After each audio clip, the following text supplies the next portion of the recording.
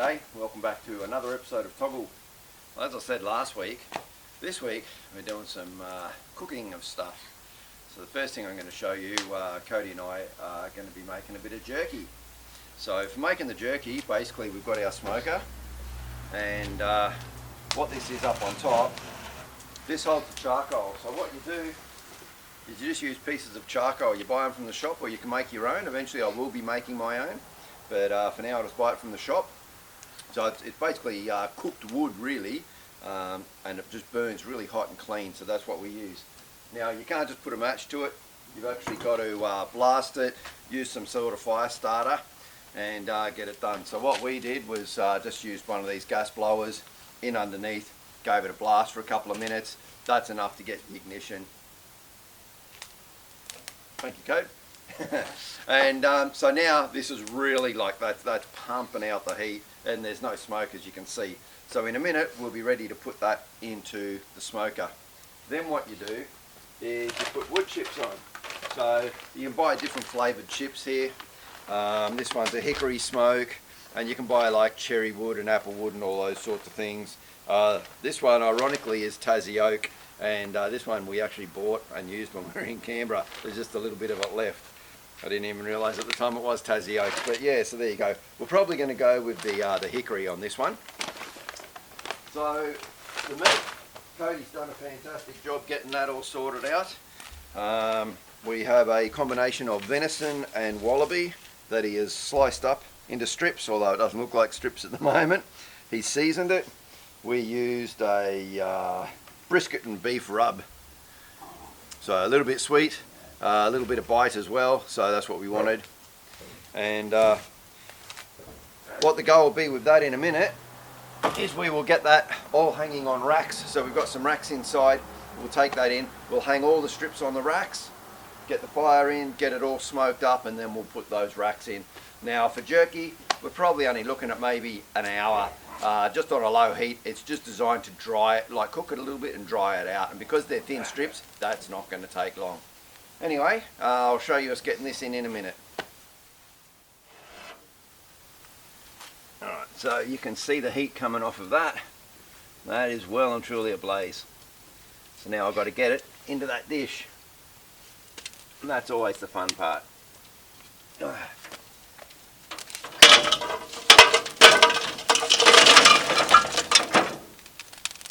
And you watch out for the little bits on the ground. Like the ones that just went in your fish stocks? Yeah, did they? Yeah, couple. Didn't burn me, that's good.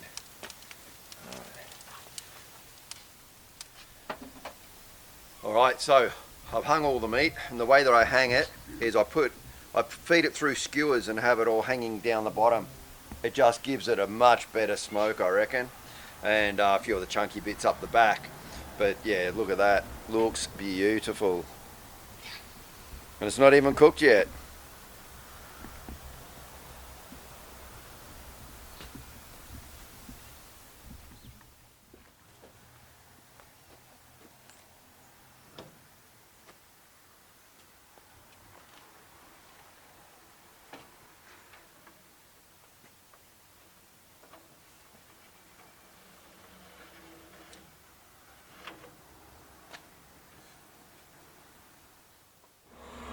Well, it's been a couple of days since I did that jerky, and I just keep forgetting to get the camera out and film how it turned out. And it turned out fantastic. It smells amazing. We sort of overcooked it a little bit because it was soft for quite a long time, and obviously the more moisture you get out of it, the longer it'll preserve for. Wasn't going to be an issue. It doesn't last very long because we keep eating it. That's about all we've got left. But we've got lovely jerky there, and as I said, that container was close to full, and it just came out beautiful. Breaks apart real easy, heaps of flavour, really, really nice. So I'm going to be making some more of that real soon. Now probably, because I realise it doesn't need to last so long, because I'm going to keep eating it, I'll probably let it be a bit softer and not quite so dried out. But yeah, technique works well, it's great.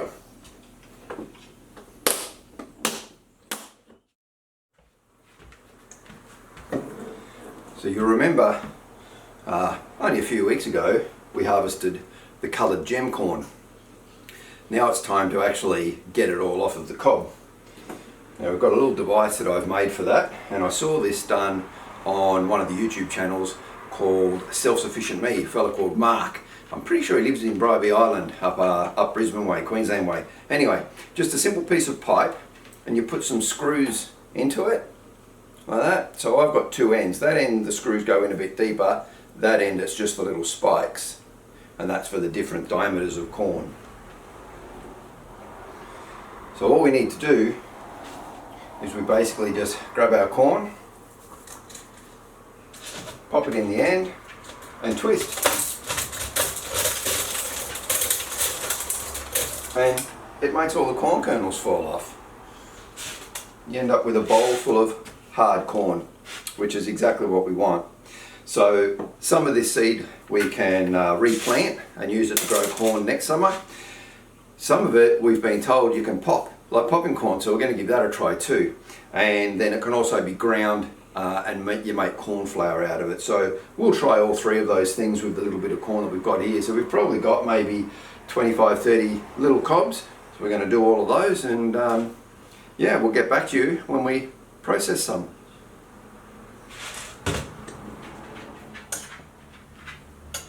So we're just melting a little bit of butter in the saucepan. I'm going to give this a crack, see if we can't pop some popcorn out of this corn that we've just got. We've got quite a good amount in the bowl, about a half a bowl there. Not bad, just for those few little kernels that we had, the few little cobs, sorry, that we had.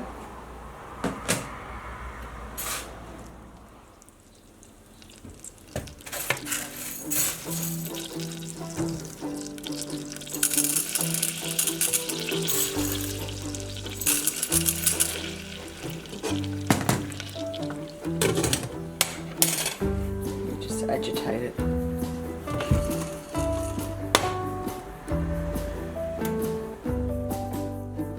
we cook it till it burns. Or pops.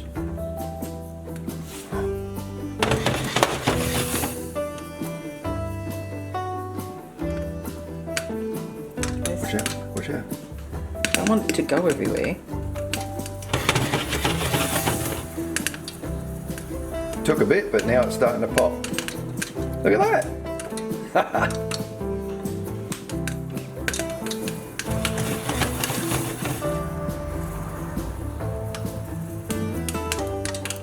You can see on camera popping. Cool.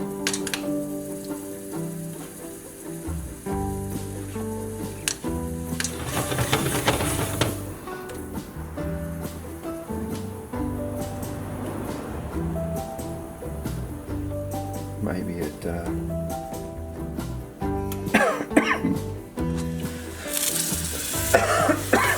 You need to keep it moving, it's going to start burning. yeah. I'm not sure whether the butter's good or whether the oil would have been better. Yeah, put those on.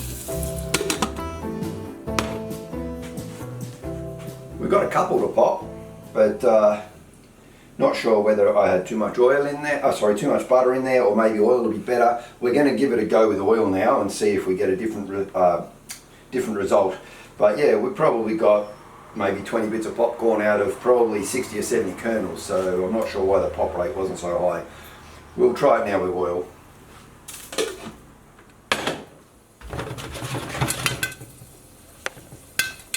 That's going already.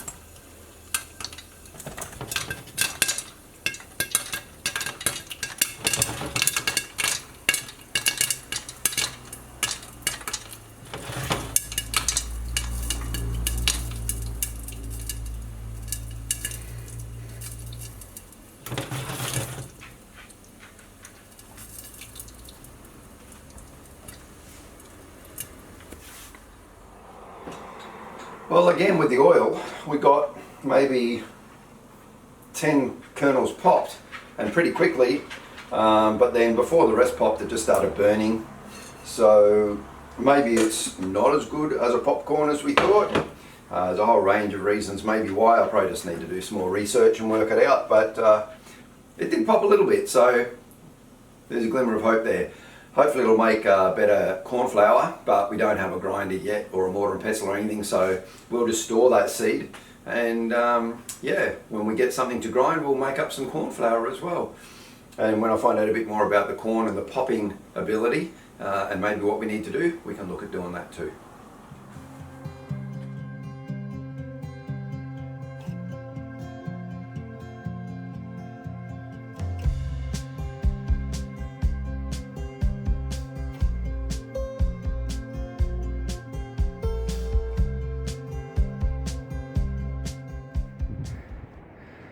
Okay, well, it's a pretty miserable rainy day today.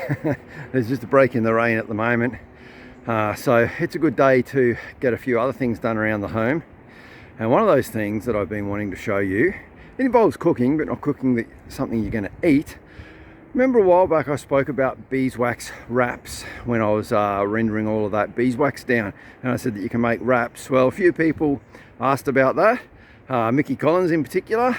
She said she would love to see how we make those. So I'm going to show you how to make the beeswax wraps.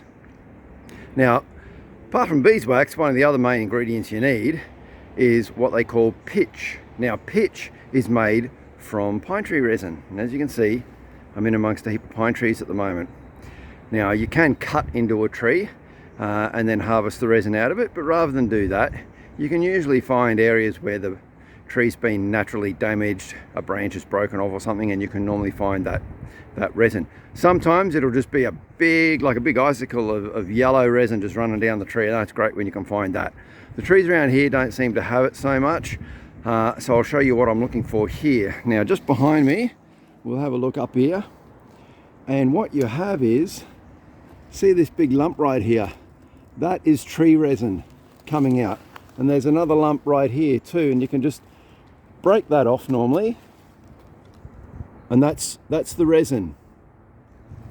I'll break that one off in a minute. So what you need to do is you need to get that resin, and then that needs to be treated as well. So I'm going to grab those couple of bits, and I'll see you back up home, and we'll get started on making some beeswax wraps.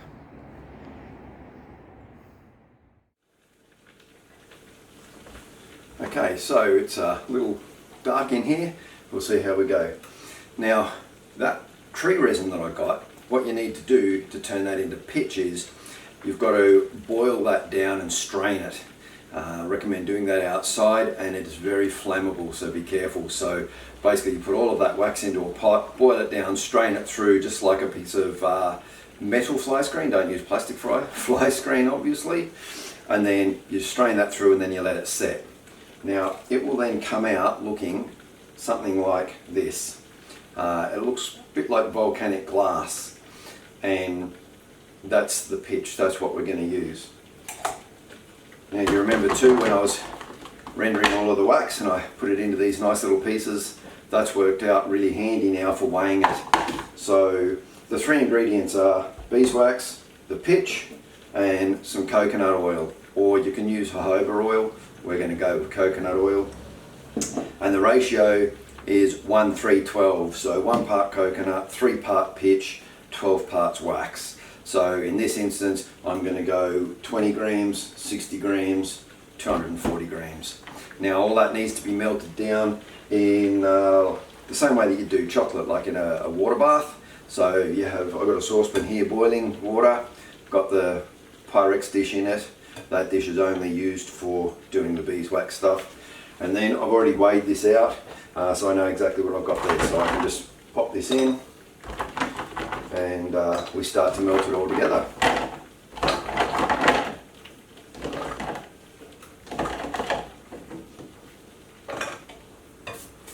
Now if you want to, you can actually, if you've got a mortar and pestle or something, you can actually crush this down into a powder.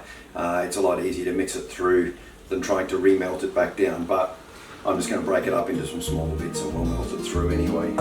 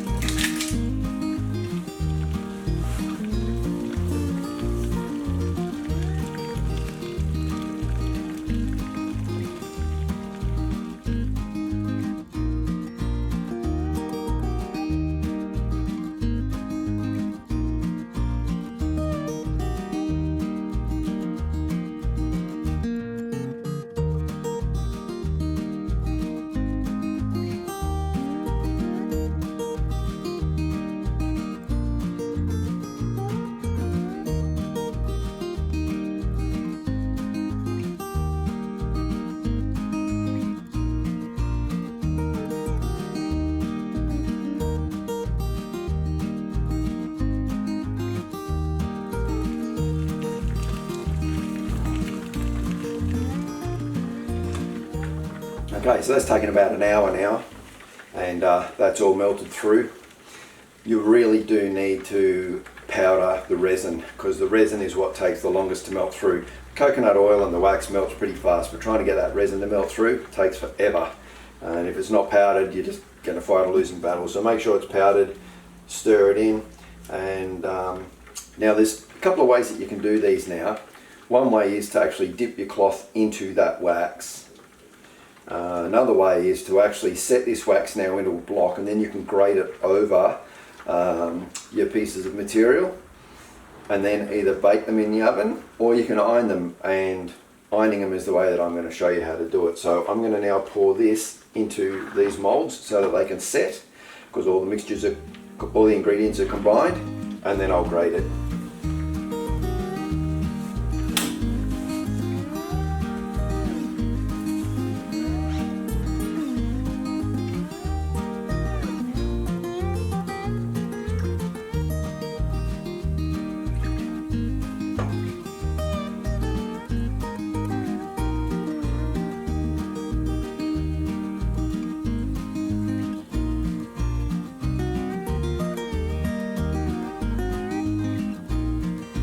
You can still see a lot of that resin is still stuck on the bottom of the bowl. It's got a really high melt point.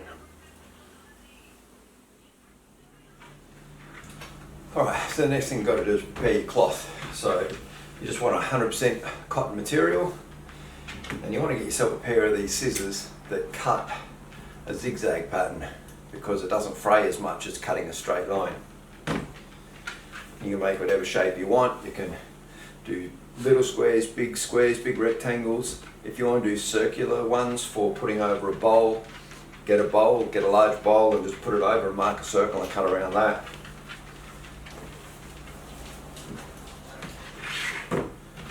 So luckily this one's actually got a checkered pattern on it, so I can just follow the lines. I'm just going to do a square.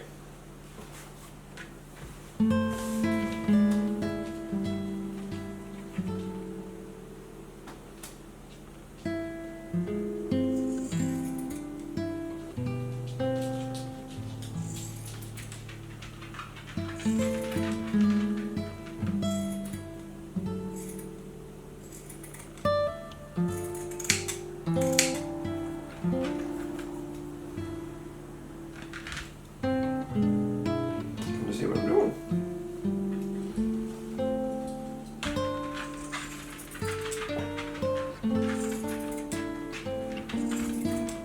And you want that too. There you go.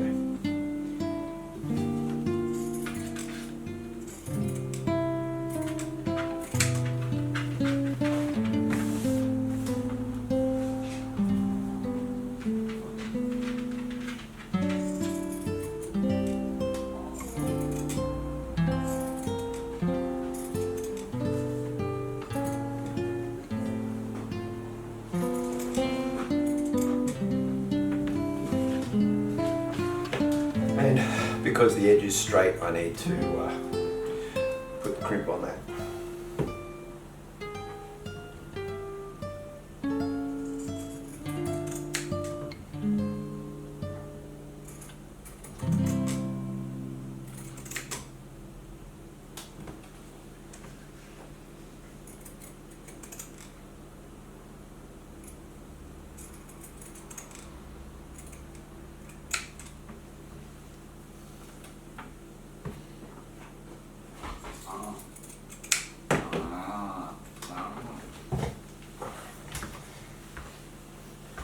And there we are.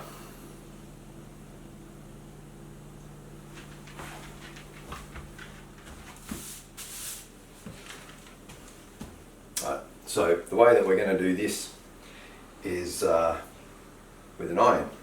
So what we do, here's one of the pieces of wax that have now set. It's got all the ingredients in it. We just take our piece of cloth, put it onto a piece of grease-proof paper, and then put it on your ironing board, or I'm using the top of the stove, doesn't matter. But if you had an ironing board, you put that on an ironing board, and then you just want to grate the wax over it.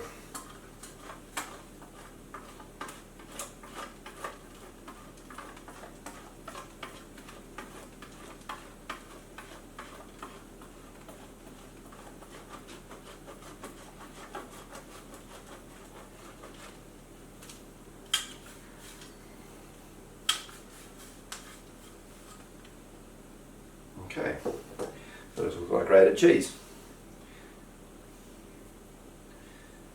We spread that out.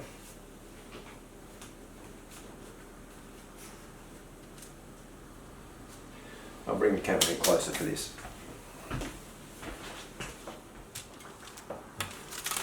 Okay, so I put the wax on here, folded the paper over, and then proceed to iron, melt all that wax in.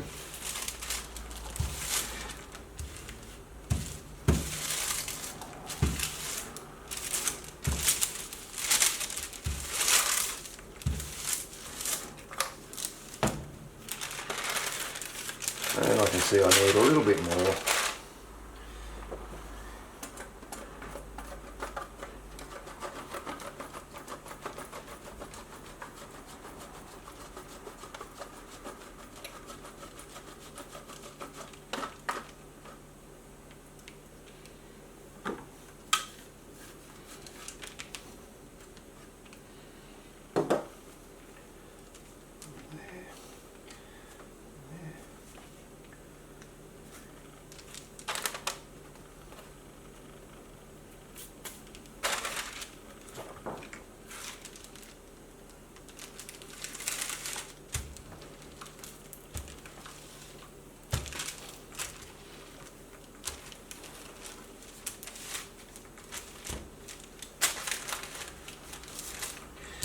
When you push the iron along, you can see the wax being pushed out in front of it, so you can make sure it gets to all the corners of the material.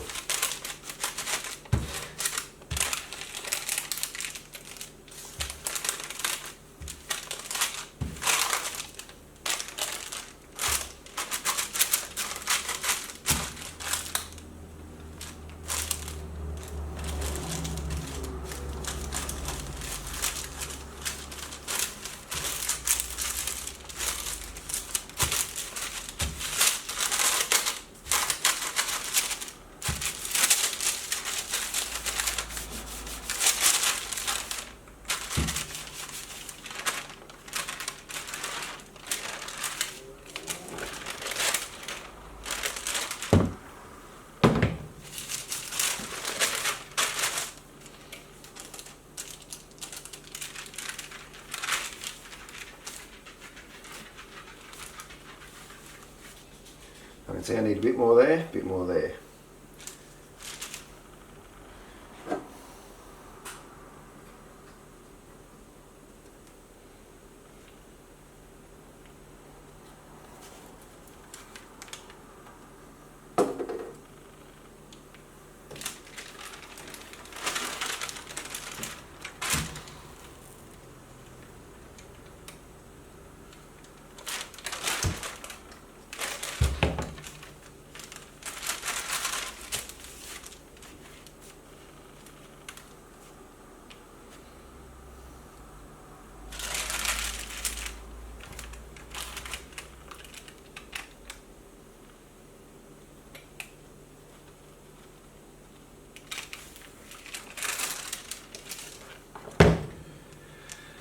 And when you can see the colours change totally on the whole thing, you know that it's done. So I'll give it one last quick go over.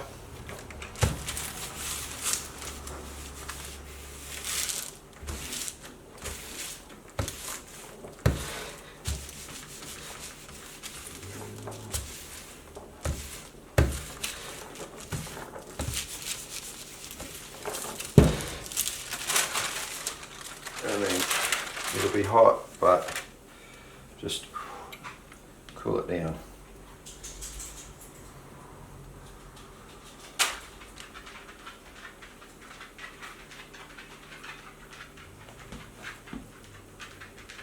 As it cools and the wax sets, it'll get stiffer.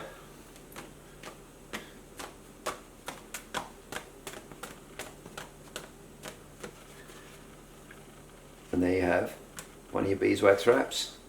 I'll show you how that gets used.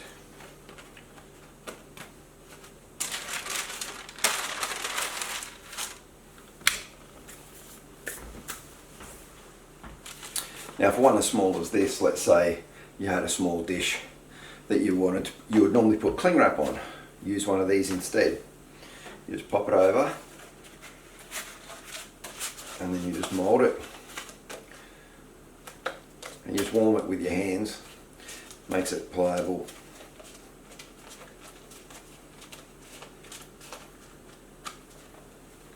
And there you can put that in the fridge and that's covered now.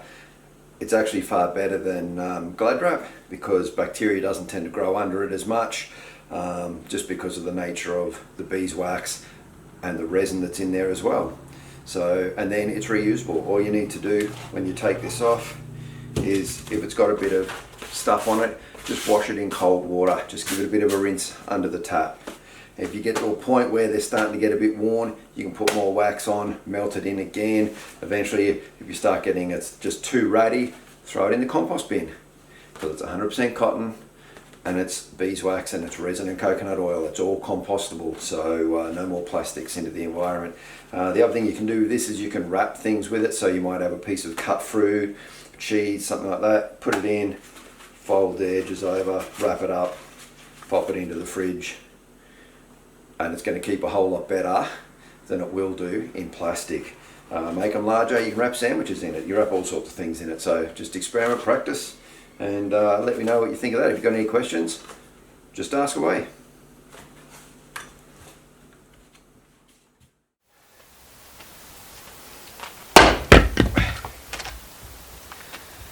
Well, it's got to get a bit of firewood chopped up. It's been pretty cold the last few nights.